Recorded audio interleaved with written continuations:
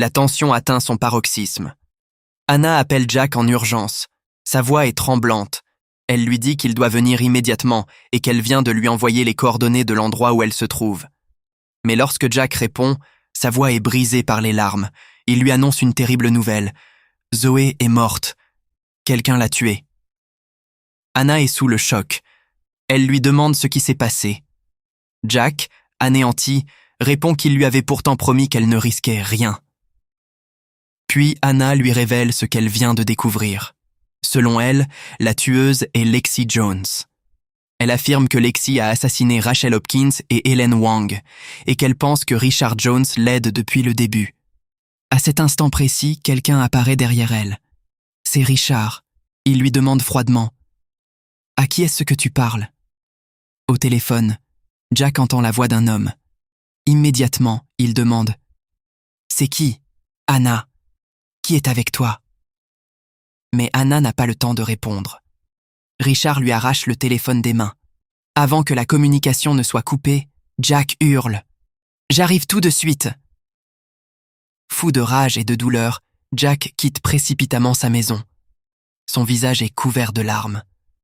Dans son esprit, une seule idée tourne en boucle. Retrouver Richard et Lexi. Mais devant chez lui se trouve déjà Priya. Elle l'attendait. En voyant son état, elle remarque immédiatement quelque chose ne va pas. Elle lui demande ce qui se passe et pourquoi sa chemise est couverte de sang. Jack ne répond presque pas. Il fonce vers sa voiture. Puis, hors de lui, il déclare « Je vais tuer Richard et Lexi Jones ».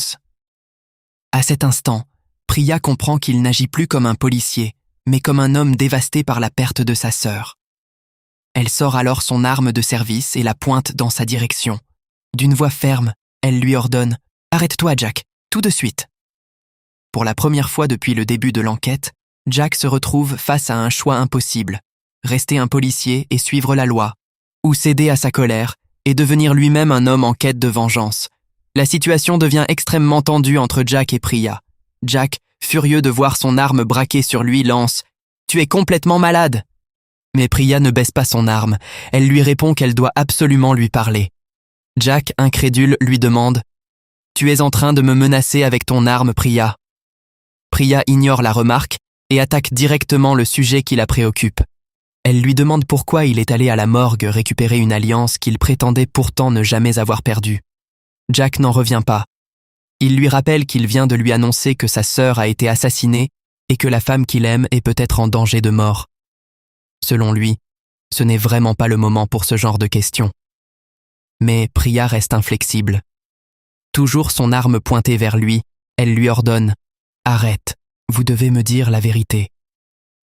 Jack lui demande une nouvelle fois de baisser son arme. Elle refuse. Alors Priya énumère toutes les anomalies qu'elle a relevées depuis le début de l'enquête. Les mensonges, les preuves manipulées, les informations dissimulées et les interventions de Jack qui ont parfois semblé protéger certaines personnes plutôt que servir l'enquête. À bout de nerfs, Jack finit par exploser. « Qu'est-ce que tu vas faire ? Me tirer dessus ?» Au même moment, Priya sort son téléphone et demande immédiatement des renforts. Pendant ce temps, à l'autre bout de la ville, Richard Jones confronte Anna après avoir découvert son appel avec Jack. Richard est hors de lui. Il lui reproche de l'avoir trahi. De son côté, Jack comprend qu'il ne pourra jamais rejoindre Anna avant l'arrivée des policiers. Il tente une dernière fois de raisonner Priya. Il lui rappelle leur amitié et les nombreuses affaires qu'ils ont résolues ensemble. Pendant une fraction de seconde, l'attention de Priya vacille. Jack en profite. Il la désarme d'un coup brutal, la fait tomber au sol et s'enfuit avant l'arrivée des renforts, laissant Priya inconsciente. Chez Anna, la confrontation continue. Anna affirme à Richard qu'il peut arrêter maintenant, qu'il n'est plus obligé de continuer. Richard la regarde avec incompréhension, puis il répond avec sarcasme « Continuer quoi ?» Il poursuit, de plus en plus agressif « L'aider à tuer toutes ces femmes ?» Puis il ajoute une phrase qui la blesse profondément. « C'est comme ça que tu comptes relancer ta carrière ?» Richard la traite alors de pathétique. Anna le fixe froidement et répond simplement « Ah bon ?» Richard confirme sans hésiter. Oui. La scène montre à quel point leur relation s'est détériorée. Richard semble désormais convaincu qu'Anna est impliquée dans les meurtres, tandis qu'Anna paraît acculée de toutes parts, alors que Jack fonce vers elle, sans savoir exactement ce qui l'attend. La situation dégénère complètement. Alors que Richard continue de l'accuser et de l'humilier, Anna atteint son point de rupture. Sans prévenir, elle sort son arme et ouvre le feu sur lui. Pris de court, Richard se met immédiatement à courir pour sauver sa peau. Anna le poursuit dans la maison tout en continuant de tirer. Mais après plusieurs coups de feu, son arme se vide. Elle n'a plus de munitions. Voyant cela, Richard tente alors de reprendre l'avantage et se lance à sa poursuite pour l'attaquer à son tour. Anna réagit juste à temps. Elle se réfugie dans une chambre et verrouille la porte avant qu'il ne puisse entrer. Mais le danger ne vient plus seulement de Richard. À cet instant, Lexi arrive soudainement avec un lourd pot de fleurs qu'elle compte utiliser comme arme. Elle se jette sur Anna. Anna esquive au dernier moment et les deux femmes s'engagent dans une lutte violente. Elles se frappent, se repoussent et tentent chacune de prendre le dessus. Pendant ce temps, Richard essaie désespérément de forcer la porte de la chambre restée verrouillée. Il frappe contre la porte, tente de l'ouvrir, mais n'y parvient pas. Sur la route, Jack roule à toute vitesse vers les coordonnées envoyées par Anna. Affolé, il essaie sans cesse de la joindre. Il crie son nom dans son téléphone. « Anna! Anna! Réponds-moi !» Mais personne ne décroche. Le silence à l'autre bout de la ligne ne fait qu'augmenter sa panique.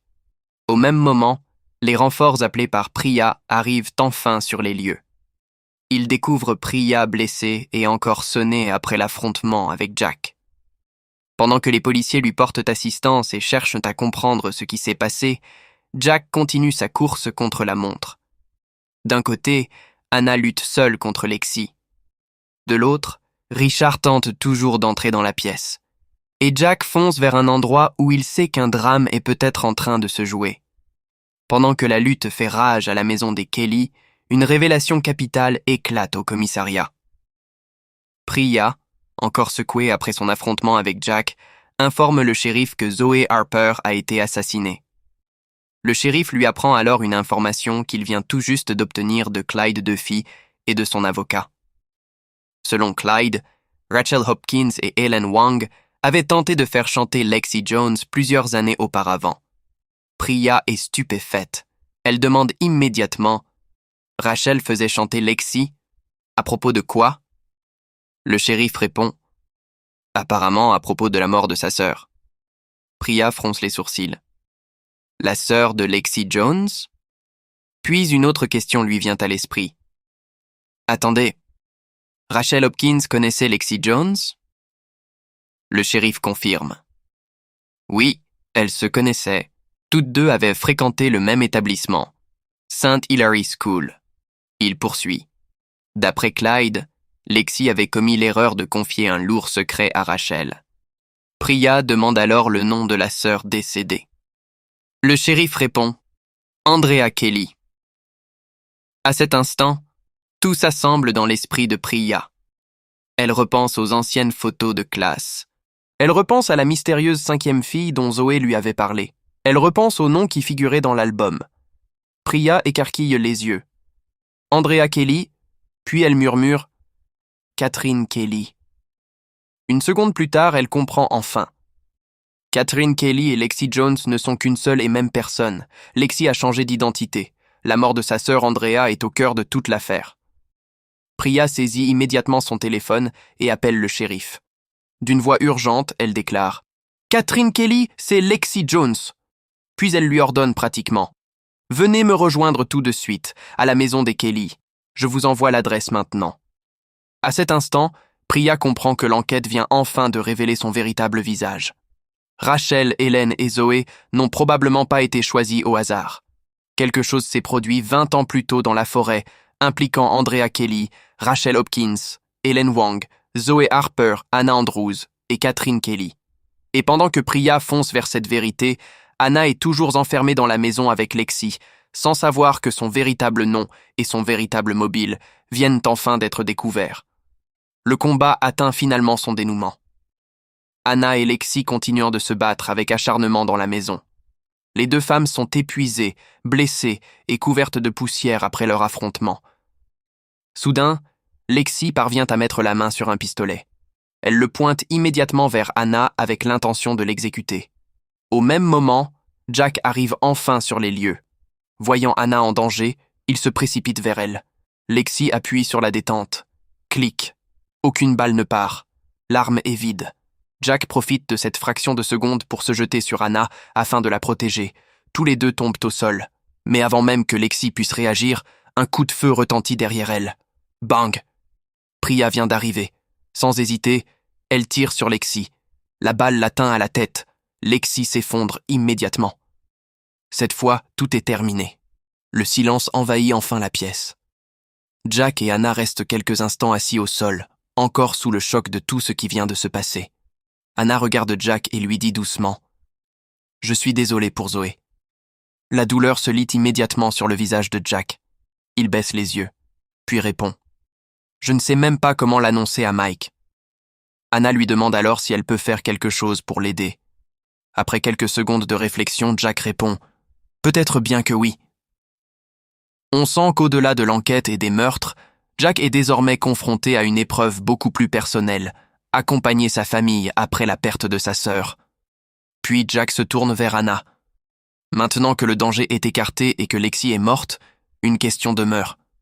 Une question qui est au cœur de toute l'affaire depuis le début.